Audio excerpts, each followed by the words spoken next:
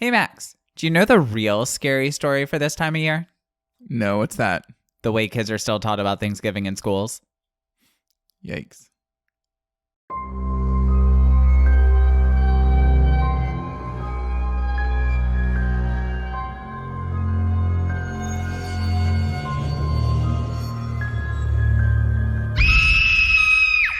Hey everyone, welcome to Second to Die, a horror fiction podcast where we talk about lots of things. And sometimes horror.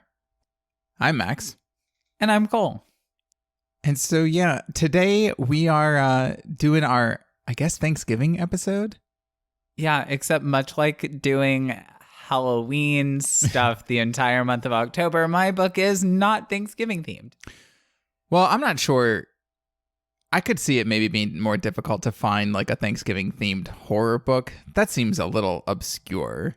I did find a Christmas one though, and ooh boy, can't wait. Christmas horror is a big thing. There's like a whole genre about Christmas horror. Thanksgiving, there were a couple movies that I found, but I feel like you can make a horror movie about anything. And so people did. So I do have a Thanksgiving horror movie. It's kind of like porn.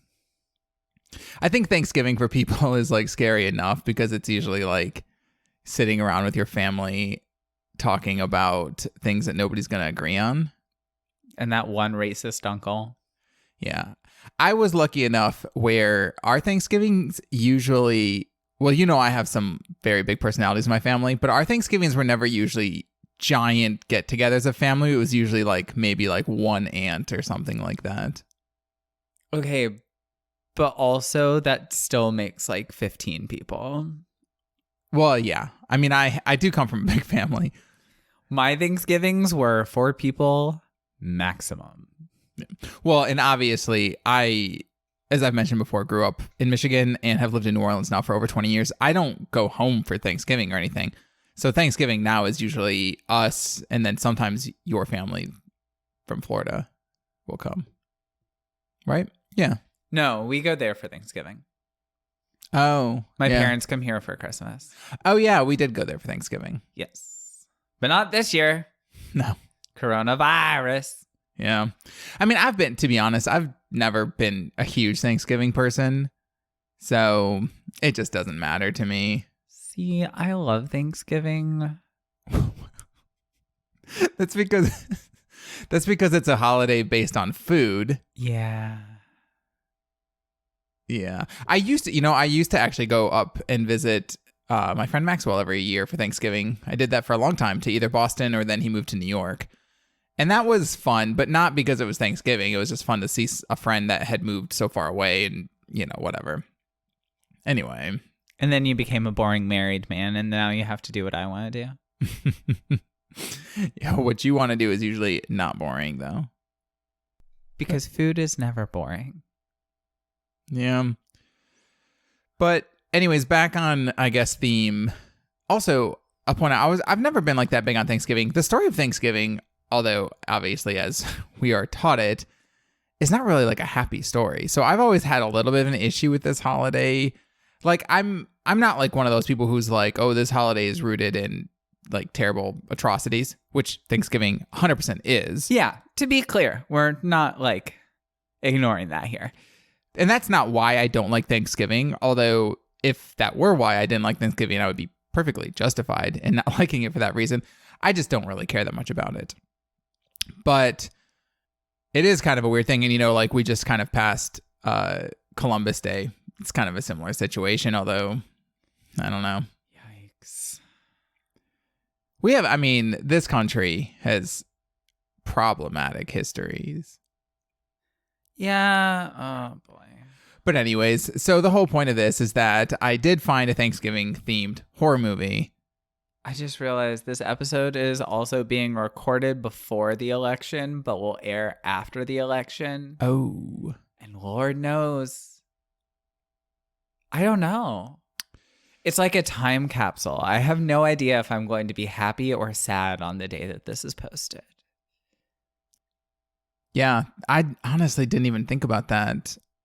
Because obviously, like, the election will have happened for a couple of these episodes, and we will have said nothing about it. Not that we get super political, but, like, yeah, so hopefully, if you're listening to this, we have a brand new president on the way. That's all I'll say. Who knows? So tell me about your movie. Is there a sexy man in a pilgrim hat? There is a guy in a pilgrim hat. The main pilgrim is played by this actor, Peter Giles. He is actually pretty handsome for an older guy, and he's got this pilgrimy British accent, I guess. I don't know. This movie has no sex appeal to it. That's all I can say. I mean, the Pilgrims, that time period was not really about like sexiness and like showing off your body or anything. It was kind of about like covering up everything you could and being ashamed of like everything. Of being a human being. Basically, yes. And that kind of plays into it. The movie is called I don't think I even said it. It's called Pilgrim. So it obviously has pilgrims in it. Or, I mean, really not necessarily pilgrims, but like cosplayers who are real problematic. I was wondering if it was going to be like taking place back in the Okie Smoky days or like modern times. No, it takes place in modern times. Now, I wasn't sure when going into it whether there was going to be a supernatural element where like these are like actual pilgrims from those time periods. I do not think that's the case. I think they were just crazy people. But this movie, it kind of doesn't take itself very seriously. So I think it just doesn't care about explaining it. Yeah. Which is fine, honestly.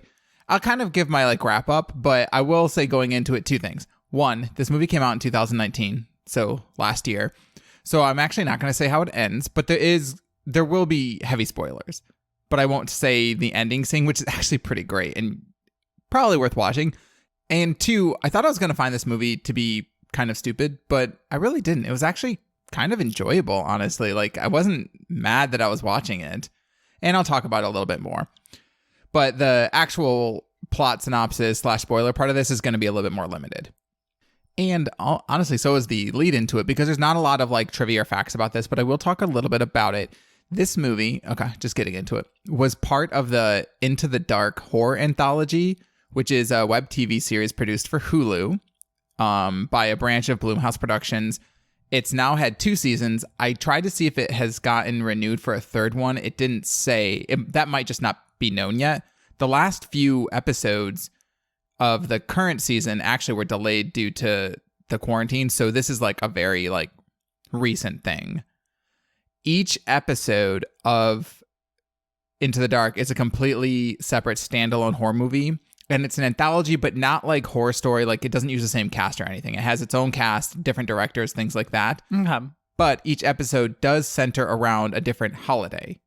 Ooh. Based on the month. So there's like a New Year's one, a Christmas one, an Easter one. Like, every month has its own holiday theme. Oh, that's going to make this real easy for you.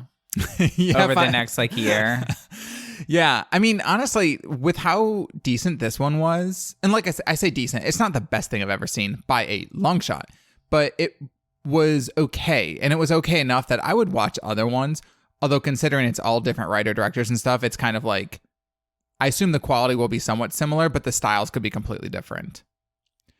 And when you look on sort of the ratings and reviews and stuff, there's like I saw this one graph of like how well certain episodes are rated, and some of them are rated very high and some of them are like rock bottom bad. So yikes.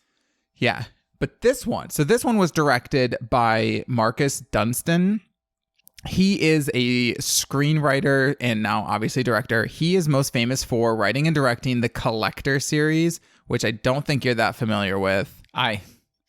No. And what does he collect? Skeleton keys?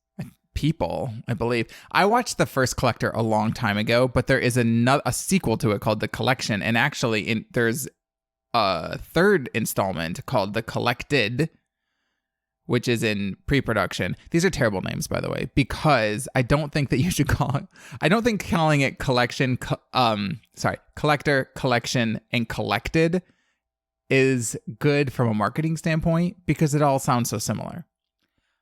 Also, I would want it to be like collect, collecting, collected, like all kind of the same, like related parts of speech. And yeah, I mean, I can get that for sure. I for some reason, I have an issue with it, but I don't really care. I think I did not look up the synopsis in this movie, but it's kind of about like a serial killer, and I think he collects like people or like people's parts or something like that. Trophies. Yeah. Which is good. He also wrote a screenplay for this movie called Feast, which I haven't seen, but I know of it. And then he wrote the screenplays for Saw 4, 5, 6, and Saw 3D. All right. Yeah. Which, to be honest, I could not... I have seen most of the Saw movies. I really couldn't tell you which ones 4, 5, and 6 are. So I don't know if they're good screenplays. I feel like they're all... I say this as someone who has not seen any of them in their entirety. I feel like they're all probably pretty similar. It's just like various different games. Yeah, I think that's kind of what it turned into. To be honest, the first Saw is actually pretty good. It was kind of this new concept. It was kind of crazy. There were some serious plot holes with it. Like, don't get me wrong. I mean, there were plot holes, and honestly, there were kind of some stupid parts to it, but as a whole, it wasn't bad. The last Saw, I watched that in using this kind of method that sometimes I do for really, really bad horror movies, which is like I fast forward through some of it. And if I feel like I've missed some plot, then I'll just go read the synopsis. And it was bad. It was so stupid. Anyways. But that might not have been his fault, even though he wrote the movie. But Pilgrim was not that bad. And the writing really wasn't that bad either. I mean, it was pretty good. I say not that bad, like it's a glowing review. It was fine. It was good. It was fine. Not that bad. That's what I aspire to. I just want to be not that bad. The movie was good. Yeah. So I'm just going to get into this movie now because there's not really much else to say about it. So, okay, it opens up with this. There's a family at a dinner table. It is the mom and dad who are Anna and Shane. And then there is Cody. She's kind of the main character. Only the main character in that it mostly follows her. She is the daughter from Shane's first marriage. And so she's Anna's stepdaughter. And then there is Tate, who is the younger brother. And he is Anna's actual son. Okay. So... and they're all kind of on their phones, and the dad is always working. Honestly, it's it's very clearly a social commentary on, families that are constantly disconnected now that everyone's glued to their phones, et cetera, et cetera. Yeah. Not like us at all, right? Like how we watch TV while on our phones all the time. Anyways. So basically the mom, Anna, has this great idea so she, just as a heads up, she's this type of character who she's really concerned about image. So she wants everyone to look at her and be like, oh, that's the perfect family. So she decides to do this thing where she's going to hire these Pilgrim cosplayers to come and essentially reenact the first Thanksgiving with the family to kind of be just this group activity to bring everyone together. Wait, so just for the family, not for the neighborhood or anything? No, it's just the family. Oh, boy. Yeah. It sounds... part of me is I could see this being kind of cool in an activity kind of a way, but part of me could see it being real bad too. Yeah. I mean, reenactments of problematic things in general are just kind of awkward. As someone who grew up in the Deep South, I had to participate in a lot of Civil War reenactments when I was a child. A lot of them. Oh, of course you did. I mean, a lot of them. Yeah, I mean, I would have no interest in the reenactment part of it. The only reason that, to be honest, I say this sounds kind of interesting is because I think it would be kind of interesting to honestly learn cooking techniques from back then. That's the only part of it that sounds kind of cool to me. It's kind of when we were in Munich and we made pretzels. I could see that having an appeal, but the whole Thanksgiving theme of it, no. That Puritan culture, that I have no interest in that. I mean, we would have been hanged. Yeah. I mean, if we were lucky. I don't know. That was an oppressive culture. And there's still a whole part of this country trying to bring it back. So let's move on from that. Okay, so then they kind of set it up by doing the wishbone on the turkey thing. And basically, Tate and Cody do the wishbone. And Cody's wish in her head is, I hope this whole thing backfires in your face, like the Pilgrim thing. So it's like, okay, well, clearly it is. That's fine. Because she wins the wishbone. Yeah. So anyways, okay, so the next day there's this HOA meeting, and I'm only bringing this up because I hate HOAs, and this meeting is done so well. And Oh, God. because as you know, I mean, I had a huge problem with my old HOA before we got this house, which obviously we do not have an HOA now, but when I was in my last condo, which you obviously knew of as well, my HOA was terrible. They hated my dog. And they just gave me so many it's just like a bunch of busybodies who just like harp on other people's shit and like, I don't know. Like, why can't you just live your own life and stop trying to ruin mine? Our main lesson here, boys, girls, ladies, and gentlethems, mind your own business. Yeah. I mean, my whole thing is it's like, if I'm not directly impacting your life, then just leave me be. Exactly. So, okay. So it's kind of funny because like, Anna tells like some of the HOA ladies about this whole Pilgrim idea, and they're all like, oh, that sounds so amazing. And it's like all fake smiles and stuff like that. It's amazing. And then like afterwards they walk into the kitchen, and Cody, she had like dropped something on the floor, so she was like picking it up. And so the women don't know that Cody's in there. And the women just start talking like mad shit about Anna because they were just being fake to her face, which is like the most accurate representation of like HOA suburban living that I think I've seen in a movie in a long time. It's very Mean Girls. Like, oh my God, I love your skirt. Exactly. That is the ugliest effing skirt I have ever seen. Yeah, exactly. So Cody's boyfriend Finn shows up, and I guess I'll just point out too that Cody is biracial, and actually so is Finn, but it is not ever addressed in the movie, other than the fact that there is a flashback to Shane's first marriage, and his first wife was a person of color. So Finn shows up, and basically Cody is like, this is awful, blah, blah, blah. In fact, actually what she says is, this is country club hellscape. I can smell the ranch from my bedroom, which is also a pretty accurate representation of suburban life. As you know, I'm not a fan of ranch dressing. Yeah, but do they really have ranch dressing at country clubs? I don't know. There is, I mean, that whole like party scene opens up with her taking out this like crudité platter with like the ranch in the hollowed out red cabbage. All right. My Nana made many of those. Yeah, I mean, those are kind of a blast from the past.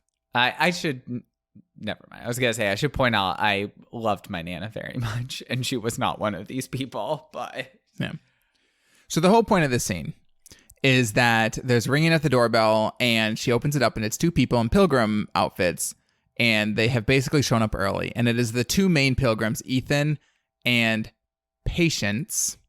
And they're basically like, we're here early because we have to set up for the feast. And Anna is like, okay, no problem. And Ethan is like, yeah, we also need to stay in your house and like sleep here until Thanksgiving. And Anna's like, yeah, no problem. So that's a little unrealistic. Okay. I mean, if people showed up in Pilgrim costumes and were like, we're here a couple days early. First of all, I would not answer the door. No, I mean, not unless they were like really hot. Yeah, but you don't get to just stay at my house. But I don't know. Plus, it's like she doesn't ever ask them like for credentials or anything like that. Like, actually, that would have been, this does not happen in the movie. That would have been a great plot twist, as if these weren't even like the enactors that she had hired. These were just like random psycho people that like knew that she had hired the people, so they show up early. That would have been a better thing to do. But that's not how this is. Oh, that's rude. All right, carry on. Okay. So anyway, so then there's a lot. I'm going to breeze through this movie, like so much of this movie, but they basically like start getting ready. And so they're kind of like building a shed out in the back and doing all this building and like getting ready to like make Thanksgiving dinner. At one point, Cody comes home, and Ethan had taken Tate out to go get berries. And Tate, who was the little brother, like Cody walked in, and Tate's like, we went berry picking just like the Pilgrims and the Indians did. And Cody's like, yeah, I don't think that's how it worked. And it's probably not. And then they're having dinner not at Thanksgiving at one point too. And Ethan is basically like giving this like story of Halloween. Ethan never, so the Pilgrims never break character. Like they never act like they're not Pilgrims from that Puritan time period. And so they're constantly talking about this stuff.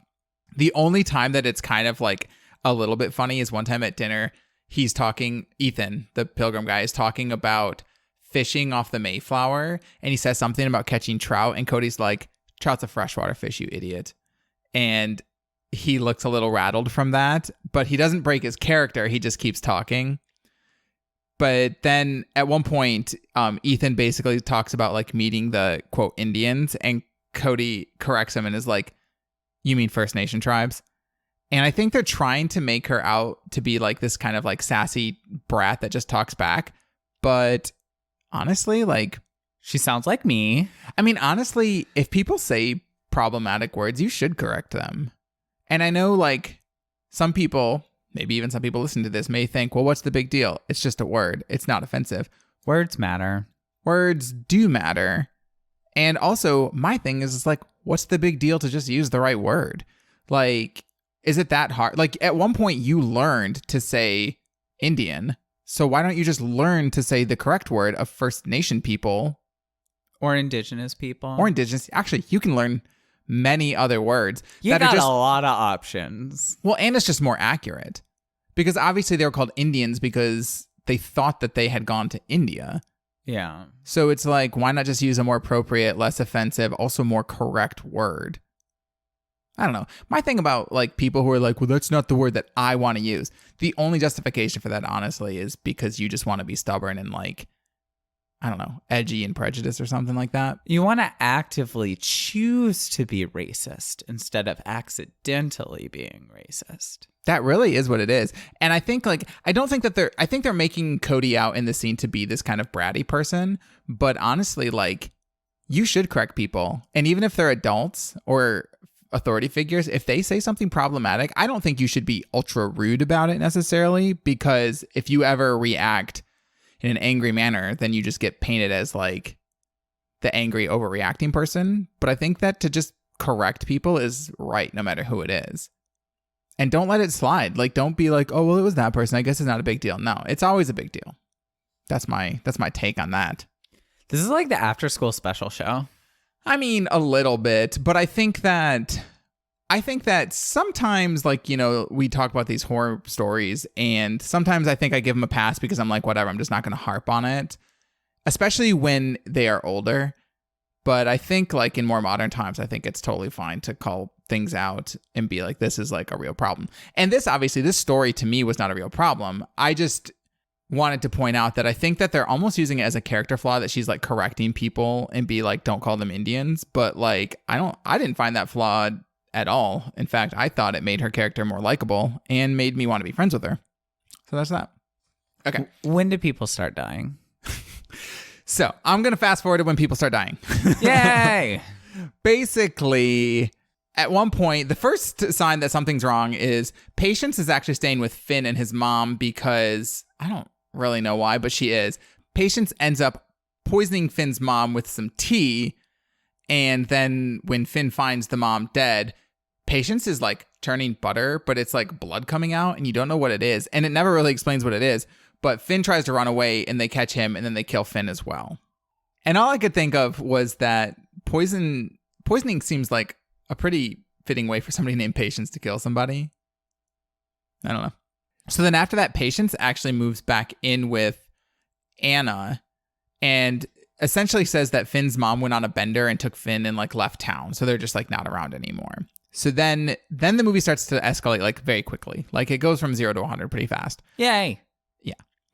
And essentially the family starts thinking that the Pilgrim people are acting real weird. And then more Pilgrims show up, like 6 of them. And they're all in full Pilgrim costume and they're like real fucking weird looking. So then the parents get a little bit suspicious and they're like, we're just going to leave with the kids. But then the Pilgrims are like, oh, no, you're not. So they end up capturing the family. They put them in the stocks. Like they had built stocks in the back of the house. Oh, my God. So they put them in stocks and they're like whipping them and they brand Anna at one point. And then Cody was gone, I don't know, at school or something. She ends up going to Finn's house, finding his dead body, runs home.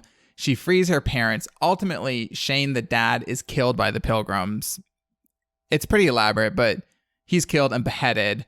Then they tie Anna and Cody to chairs and call them, they're talking like Pilgrim people the whole time, right? Yeah. And he says this thing and they call them cucking stools.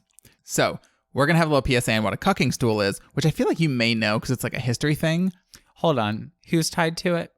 Anna and Cody. So Okay. mother and daughter. Well, stepdaughter. Yeah. Keep going. So a little history on what cucking stools are, because I honestly did not know what they were. I mean, I'm not like a huge history buff or anything.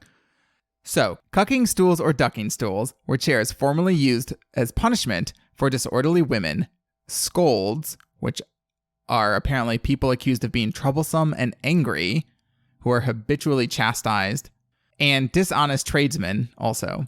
Cucking stools were sort of this way of punishing these people. Also, at some point, it specifically states nags, like women who nag too much. Oh, boy.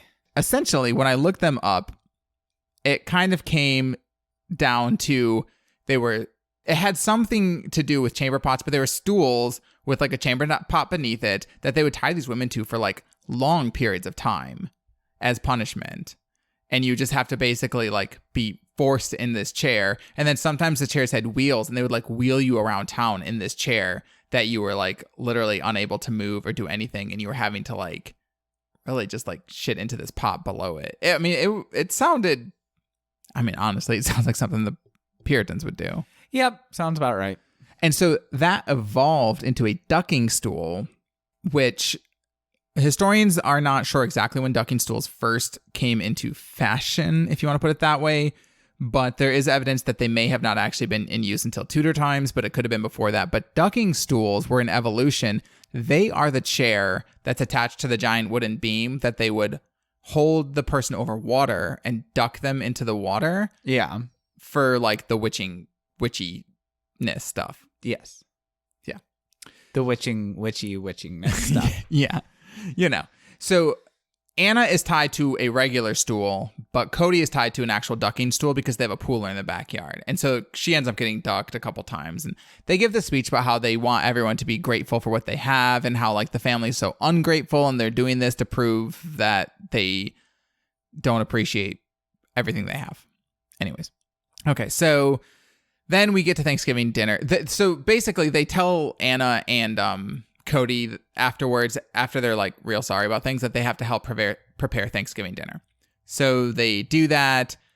There's kind of this like craziness where they escape it for a little while and there's a chase scene. Then they're caught again. Then they're all sitting down to have dinner. They bring out the dinner and, like is very common, they are eating Shane. But it's not even like a surprise. It's like Shane's head is underneath one platter and then like basically like a torso, like you see a rib cage, a burnt up cooked rib cage is like underneath the other thing, and they're like trying to force the meat from the rib cage like into their mouths and stuff. Yikes. Yeah. This is almost the end of the movie. I'm not going to tell you exactly how it ends, but it is kind of a glorious scene because this is also around the point in the movie where it starts to become a little bit more, it stops taking itself so seriously. Like some of the scenes, like some of the blood scenes, like there's a part where one of the pilgrims has to projectile vomit blood, right? And it's so clear that it's like that thing where they hold the hand to the mouth and it's like coming out of a tube. And it is so much blood. And it's clear that that's what he's doing. But if done right, that's actually pretty funny. Yeah. And it was done in a very, very funny way. Also, I'll point out now, the music in this movie has been very good. And the music of this scene was really, really good and really well done. The soundtrack is actually pretty cool and really added to the atmosphere of it. So the last scene, I'll say that Anna, Cody, and the younger brother are basically all involved in the last scene. I won't tell you which ones of them survive or not, or which ones of the pilgrims survive or not. But it's just pretty glorious. That's all I'll say. You should watch this movie for the last scene. And if you think it is kind of slow until it really just ramps it up, because it's kind of like there's this weird, like, what is wrong with these pilgrim people atmosphere to it, but it's not unenjoyable. And then once you hit that last dinner scene, it's like good. It's almost like Society, how it's like the whole, except honestly, the first part of it is more enjoyable than Society, but yeah, how it's kind of slow build up. And then all of a sudden you're just like, whoa, it's not as shocking as that, but it was good. There's no fisting scene? Yeah. I mean, I just don't feel like fisting is used nearly enough as a plot device in movies these days. You could have just stopped that sentence after enough. Yeah. So, okay. So, obviously, I'm not going to say the ending. Final thoughts on this movie. It, like I said, had a great soundtrack. The atmosphere is good. I did like the comedic elements to it. It's not slapsticky or anything like that. I wouldn't even call this a comedy horror. It just has a hint of comedy at the end. And honestly, I thought it was enjoyable. Like, obviously, we air our episode on Saturday, so you have until Thursday to really get into the Thanksgiving spirit. And I would definitely put this in your rotation for this week because it will get you into the Thanksgiving spirit, but also just entertain you with a lot of gore and a lot of weirdness. So yeah, that's Pilgrim. So watch this instead of a Macy's parade. Yeah, absolutely. There's not nearly enough blood and gore in a Macy's parade. I never watched that parade, to be honest. Not growing up, not as an adult. I don't even know if they're having it this year. The first time I ever saw this is true. The first time I ever saw any part of a Macy's parade is literally when I was at, I think, your parents' house and they had it on. Oh, that's because we watched it every year like clockwork. And I hated it because I thought it was boring. Yeah, I mean, I didn't find it that interesting, but it wasn't as bad as I thought it was going to be. I mean, it was something to look at. Anyways, that's enough about Pilgrim. That's enough about movies. Let's hear about the book that you're going to talk about. Awesome. Get excited and buckle up because I've got another vintage horror for you, Peaches, and you know that means we are in for a wild ride. So today I am bringing you the 1985 horror fiction classic, When Darkness Loves Us by Elizabeth Engstrom. Ooh, is it a love story? Kinda. Is it a pedophilia story? Possibly. Maybe. It might be involved. You'll understand why I'm like genuinely unsure if it is or not. But it's no less disturbing. So this is also, just like The Nest was, a part of the Paperbacks from Hell re-release that Grady Hendrix and Will Erickson facilitated with Valancourt. Calling it a book is a bit deceptive because, like way back when I did The Small Hand and Dolly, this one is actually 2 novellas. Oh. Except it doesn't tell you on the cover. No, I mean, it literally is just a regular cover. It doesn't have 2 titles or anything. Yeah, so imagine my shock and dismay. I'm primarily going to focus on the first one, which is the titular story. I love that word. By the way, gentle listener, this is the latest in the day we've ever recorded, and this is a wild ride of a book, so I've been drinking absinthe, so we're just going to see how this one goes. Yes, you are. And I'm drinking coffee. Anyway, the cover is, frankly, unnerving as hell. It's a doll with the center of its face smashed in. And that's it. That's all it needs to be. Yeah, it's also, obviously, I mean, people will see this when we post because we always have a picture of it. But this doll, it's like kind of this like old-timey doll. It's disturbing the way that it's smashed in. Anyways, let's move on. It's looking at me. It'll actually make sense. But anyway, it was done by Jill Bauman, because I'm trying to give credit to my cover artists when I know who they are. Let's take a look at the blurb, which, keeping in mind that I did not know at first that this was 2 novellas instead of 1 long novel, this blurb was very confusing. Sally Ann and Martha, 2 women searching for love, finding terror. During a terrifying storm, a gentle childhood is destroyed by a twisted man who promises love but delivers nightmare. In the lightless depths of an underground labyrinth, unseen creatures lie in wait for an innocent traveler, cold skeletal hands stretched out in welcome. There is horror in darkness, horror made greater when darkness loves us. So I'll really quick point out here that the blurb goes back and forth between the 2 stories and tells us absolutely nothing about either of them. It just sounds like it's like deliberately being a creepy blurb. It's also like, I don't know, man who promises us love but delivers us darkness. Is that what it said? Delivers nightmare. Delivers nightmare. Yeah, it's like my ex. Anyway, continue. Also, again, like it says nowhere that it was 2 novellas. So imagine my shock when I'm wrapping up the storyline of the first one and I'm only 65 pages in. And I'm like, what the fuck is happening here? All right. So Sally Ann is our main character in When Darkness Loves Us, the first of our 2 novellas. She is 16. She is freshly married. And as the author takes great care to not so subtly let us know, she is very horny for her new husband. Oh my God. How old is her husband? I assume, about the same age. I don't remember. God, married at 16. Can you even imagine? It's in some like teeny tiny country farm area. Still.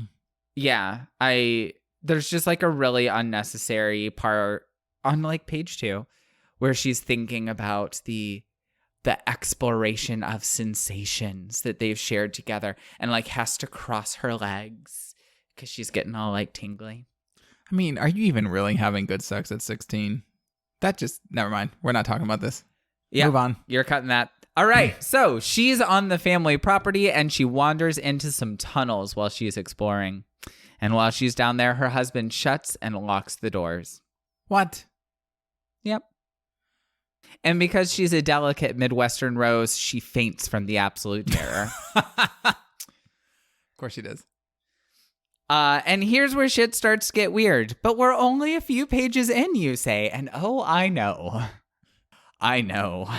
So I really want to mention here that her main motivation for going deeper into the tunnels in the first place and not just like staying by the door and constantly banging on it for help is because she needs to pee. And heaven forbid she pee near the entrance because her husband might smell it when he comes to rescue her.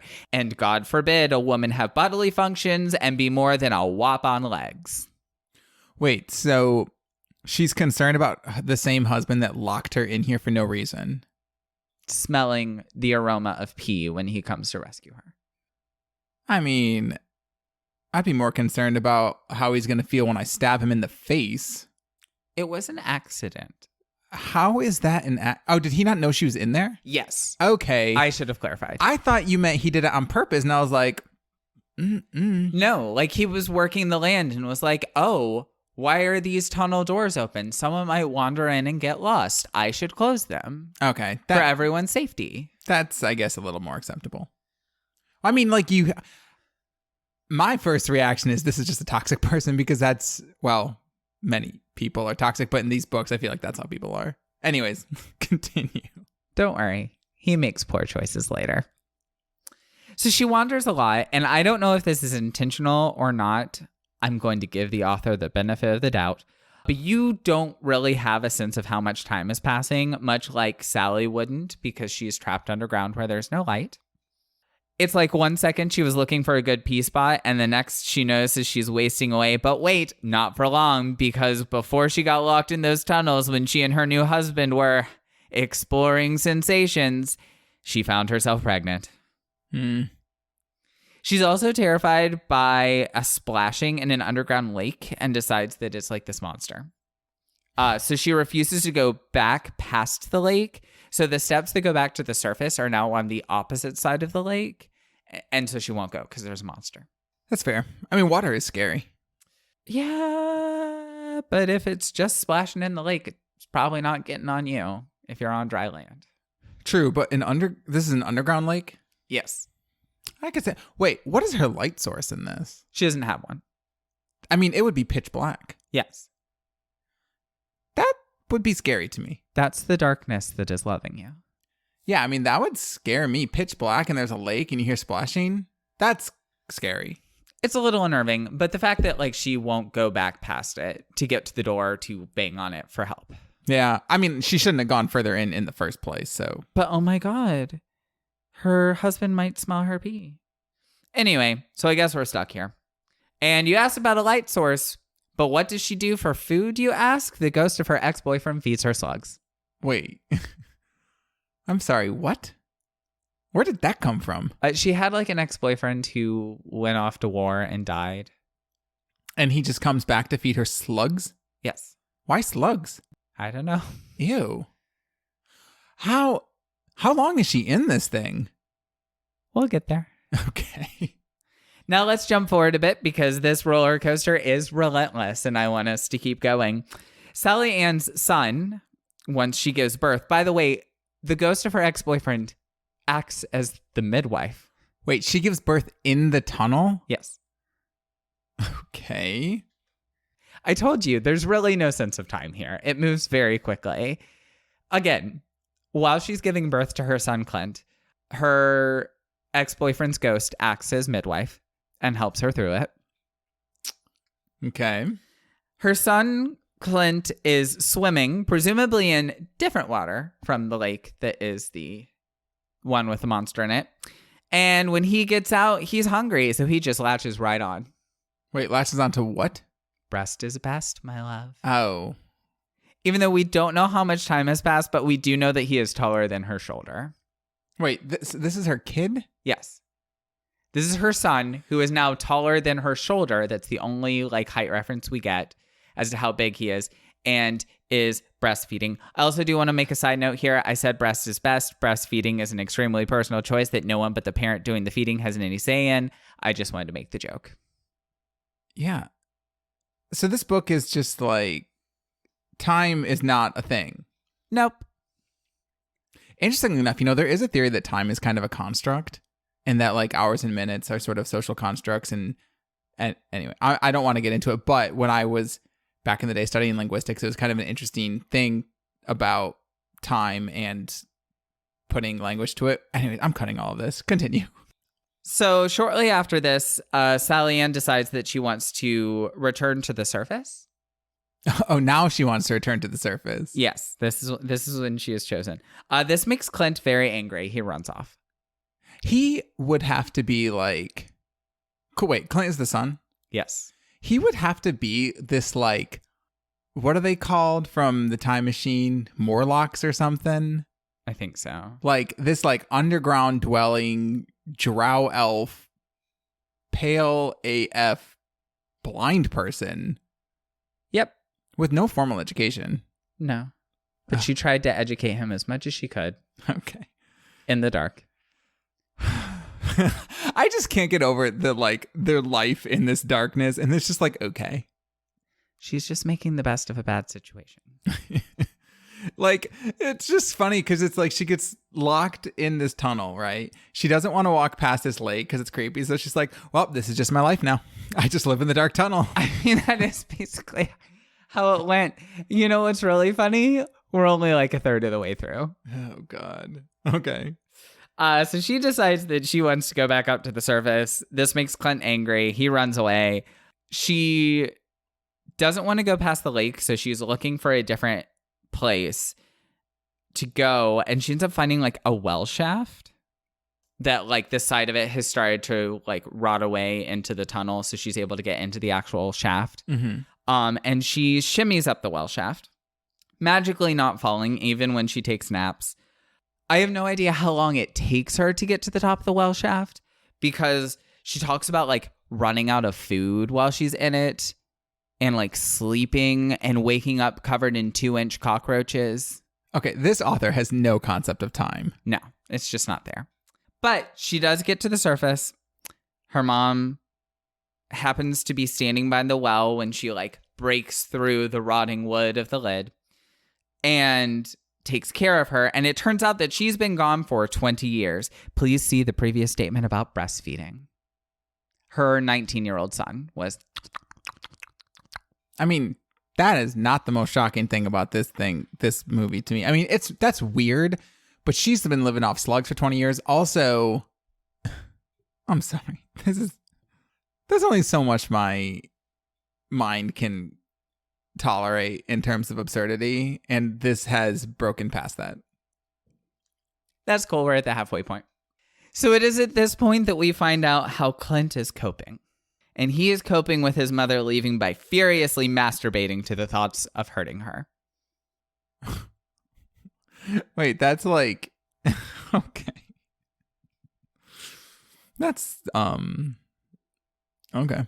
The author actually goes to great detail of how vigorously he is masturbating while thinking of hurting her. He also catches fish and tortures them, both, and this is noted in the book. Like, I'm not just making this up as a joke. This is noted. Both the masturbation and the torture give him a similar joy. Yeah, that's like an early warning sign of a serial killer. Breastfeeding till 19 probably doesn't help either. Anyway. Oh my God. It just keeps going. So Michael, Sally Ann's husband, doesn't recognize her because the old girl looks rough. Yeah, 20 years underground. She's 36 now? Okay. And he's remarried. Well, that's awkward. To her sister. Well, that's real awkward.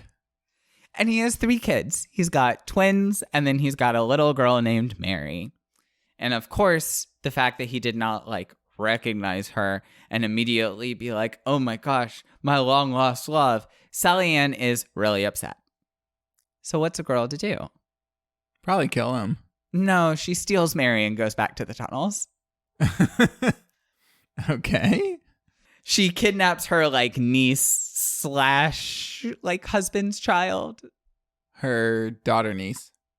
Exactly. Do you need a breather? Because I'm not done. No, it sounds great. All right. So another span time passes, and Mary, the little stolen child, is now all grown up and has 3 kids with her half-brother Clint. So this is like half this book, and it literally spans like, what, 60 years? Oh, it's not even half. That's like a 230, I think, page book. The first novella is only 60 pages. This was a relentless, balls to the wall wild ride. I'm talking like, I call it a roller coaster. There was no slow incline. It was just up and down, up and down, up and down. Okay. So some more stuff happens. I don't want to ruin the climax of Sally Ann's story. Plus, it's not the most outlandish part. And our story ends with Clint thinking about his kids and about amassing an incestuous mole people empire. That's literally like he's just planning in his head like the continued propagation of his line using his children.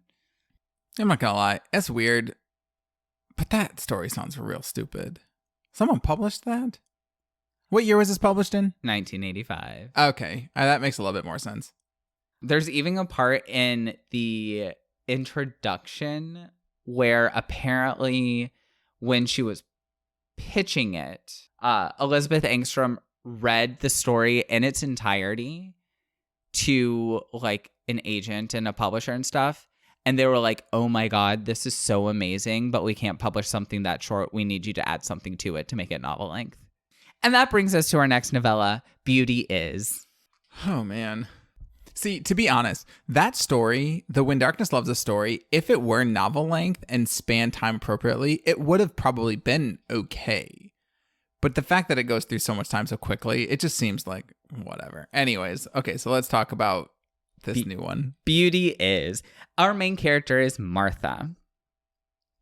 And Martha has a trauma-based developmental impediment. I tried to say that as correctly as possible. Basically, she is not very communicative, and her cognitive processes are that of a young child. Okay. Also, if you look closely at the cover, the doll has Martha on it. I think on the dress.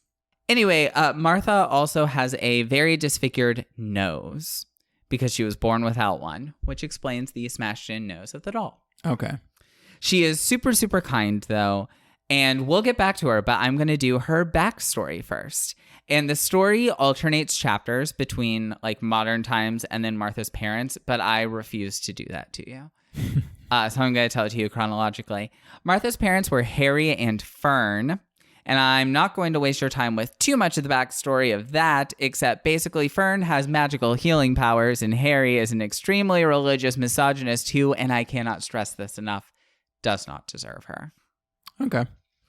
He basically treats her like an object the entire time. And the only time he views her healing powers in any sort of positive light is when people are admiring it. Because he's like, oh, it's my wife's healing powers and she is mine. So therefore those powers are mine. So therefore this praise is mine. Like, it's super misogynistic and terrible.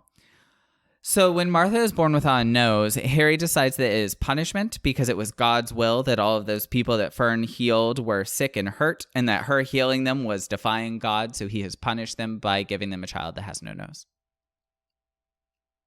Yeah, I don't think that's how that works, but okay. Fun, side note, mention of a very brief scene. Although she was born without a nose, she did have a super thin membrane over the hole, and when she cries for the first time, the membrane bursts and splatters Fern with blood. It's fucking disgusting. I just wanted you to have that mental image. Speeding through, Fern gets a skin graft plastic surgery operation done to reconstruct Martha's nose, but it grows back weird, and Harry is disgusted. Fern goes into town during a storm to heal some people, and when she comes back, Harry is gone, and Martha is in a pile of hay and completely unresponsive. Okay. Also, here's, going back to our issues with the blurb, Harry never promised love because he called Martha a monster since she was born. But he certainly delivered a nightmare. Yeah. But this is obviously early on in the story, right? So what? Fern heals her? No, actually, Fern's healing powers don't work on her. So first of all, Fern isn't able to heal her nose. And when the plastic surgery skin graft starts to go wrong, she's not able to heal that. She is somehow able to use her healing powers to go into Martha's mind. But there is a dog guarding the door that reveals her trauma. Okay. I'll talk about the trauma at the end. So back to the present day, Martha is 54. She's still mostly unresponsive verbally. Both of her parents are dead. Before Fern died, she called in all of her favors from healing the town to make sure that Martha would be taken care of. So she left Martha a good deal of money, but basically she was she went to the general store owner and was like, when I die, here's how I need you to help take care of my child. And arrange for Martha to have her hair cut and things like that. So Martha will meander into town and get her stuff. She really likes baking bread as a pastime. Okay. But one day she ends up wandering into a bar and she flashes a lot of cash because she doesn't know better. And a very kind young man by the name of Leon helps her, and he drives her home and offers to help kind of fix up her house. But meanwhile, a man named Leslie decides he's going to rob Martha. Leslie ends up teaming up with a woman named Priscilla who cuts Martha's hair, and they plan to rob her together. Meanwhile, Leon and Martha develop a romance. Okay. Despite him being 30 years younger at the age of 24, they do end up having sex. But I will say, in the defense of this book, and there's not much to defend about it, it is a scene during which we are in Martha's head, and I feel like that is to show that although she is verbally unresponsive, she is aware enough about what she is doing that it is consensual. It's actually a very sweet scene. And the next morning, it's like a fog has lifted, and over the next few days, Martha becomes neurotypical. Because she has sex? Must have been some bomb-ass dick. Okay. Yeah, I don't think that's how that works at all, but sure. Get it, Martha. I mean, I'm glad that she enjoyed discovering her body, I guess. I think what really is supposed to be happening here is the intimate love helps her push past her trauma, yada, yada, yada. But a bit more time passes, and Leslie and Priscilla come and attack Martha after Leon leaves the house one night. And the fear reminds her of the trauma of the night her father tried to bury her with a two-headed calf. Wait, but why? Because Martha was a monster, and the two-headed calf was a monster, so they should be buried together. That's not where I saw this going at all. But that was the trauma. That's what happened before Fern came home and found young Martha in a haystack. And as a result, Martha reverts back to being unresponsive. In the scuffle, Priscilla is accidentally killed, and when Leon gets home, he finds the dead Priscilla, and he finds a re-traumatized Martha who has ripped off Priscilla's nose and put it on her own face. Ooh. The end. No, that's seriously the end. The very final, paragraph is Martha turning around with Priscilla's nose on her face. I'm actually okay with the ending like that. I don't need any big wrap up. The little crazy ending. So, both stories were kind of train wreck roller coasters, but they were so much fun. When I originally read it, I gave the collection as a whole 3 out of 5 slug snacks, but I think looking back on it, I want to bump that up to 4 because it was a fun time. It sounds okay. I mean, it sounds ridiculous. Yeah, I mean, it's not like I was reading it for the realism. Yeah, obviously. But where else are you going to find an incestuous mole people empire? And dick so good that it heals your trauma? We've all been there. Anyway, that being said, I feel like this is another one of those times where it's kind of like I know the answer to this, but if you were in either of these stories, I guess, would you end up getting killed? I have 2 answers. And When the Darkness Loves Us, I think I would because I don't have a ghost ex to feed me slugs. True. That whole, I can't even with that. What about in the noseless girl one? Beauty is. Priscilla is the main death in there, and the only reason she dies is because she's trying to attack Martha in the first place. So honestly, no, I don't think I would die. I would just be minding my own business in that story, and I would honestly probably just be one of the townspeople helping Martha because my mother raised me to be a decent fucking human. Would you die in Pilgrim? I don't know that I would ever get in that situation. Okay, so I guess I'll have to look at it from a couple perspectives real quick. I would never invite somebody like that over to my home because, one, I don't care about Thanksgiving. 2, I certainly don't care about pilgrims reenacting Thanksgiving in some fake whitewashed American history way. But if it was like I was the kid and like my parents were arranging that. I mean, with all due respect, I could see your mother doing something like that. Well, yes and no. My mother takes food way too seriously to allow like somebody else to make some like old school style Thanksgiving. This is very true. But to be honest, there's not a lot of people who die, but there is a lot of violence in it. So I don't necessarily know that I would die, but I would probably have a real rough time of it. So I'll just say that. All right. Well, thank you so much for listening. Please feel free to rate, review, subscribe. We get really excited every time we see that has happened. You can find us on Twitter and Instagram at Second to Die Pod, and also on Goodreads at Second to Die Pod, where you can see what I am reading next. You can also email us at secondtodiepod@gmail.com. Really, any questions you have, concerns, comments, or if you want to suggest us a movie or book, we would be happy to get that from you. Anyway, I hope everyone has a lovely Thanksgiving if you choose to celebrate it. And remember, if you can't be first, you can always be second to die.